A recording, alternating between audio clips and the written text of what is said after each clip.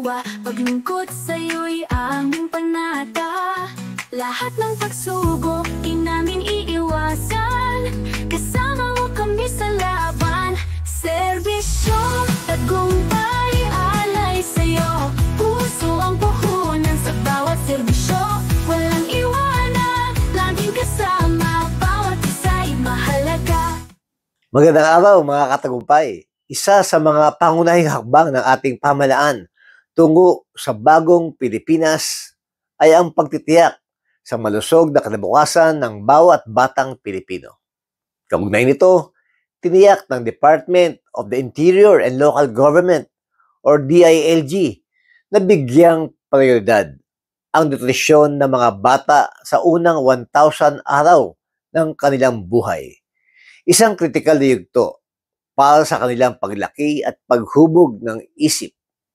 Narito ang ulat. These CDCs are venues for the implementation of early childhood care and development center programs and services, especially the early learning programs and family support program. Sa mga center na ito, maaaring makapaglaro, makapagbasa at makapag-aral ang ating mga kabataan. It can also be used as a resource center for developmentally appropriate learning materials and a laboratory for conducting research, data gathering, and innovations about early childhood. Sa paghahanda ng Early Childhood Care and Development Council o ECCD Council na maging attached agency ng DILG sa taong 2026, tinutukan na ng kagawaran ang pagpapabuti ng nutrisyon sa unang 1,000 araw ng mga bata, ang panahong pinakamahalaga sa kanilang pag-unlad. Ayon kay DILG Secretary John Vic Remulla, ang unang 1,000 araw ng buhay ng isang bata ang nagtatakda ng kalidad ng kanilang pisikal at mental na pag-unlad. The most critical part of a young person's development is in the first 1,000 days. And in the Philippines, nutrition seems to be the most deficient part. It's nutrition where we are lacking.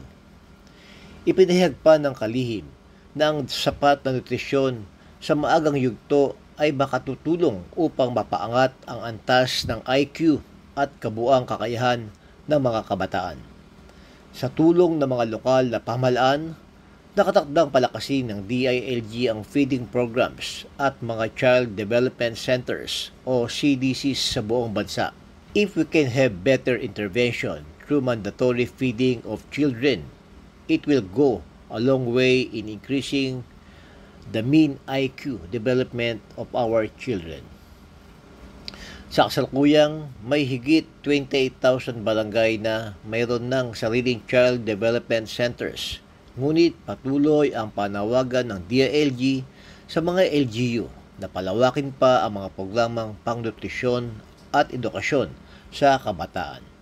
Alinsunod sa Republic Act No. 12199 o Early Years Act of 2023, inaatasan ang mga lokal na pamahalaan na ipatupad ang mga programang nakasentro sa tamang nutrisyon, maagang edukasyon at kabuuang pag-aalaga sa mga bata.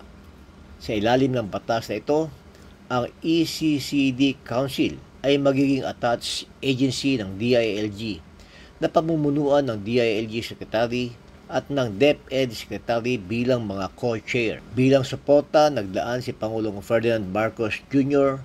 ng 1 bilyong pondo para sa pagpapatayo ng mga karagdagang child development centers sa mga barangay na wala pa nito upang mas maraming pamilya ang makinabang sa maagang edukasyon at tamang nutrisyon para sa mga bata.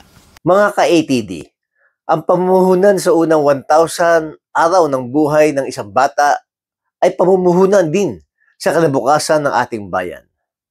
Kapag ang mga bata ay malusog, matalino at may tamang pag-aaruga, mas malaki ang sansang makamit nila ang tunay na tagumpay sa buhay.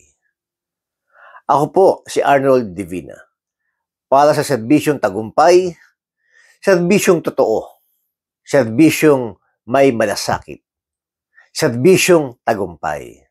Sa bawat umaga, kami naririto, may inimigtatang sa Sa bawat hakbang mo, sa simpleng salita, sa munting gawa, paglingkod sa'yo'y aming panata.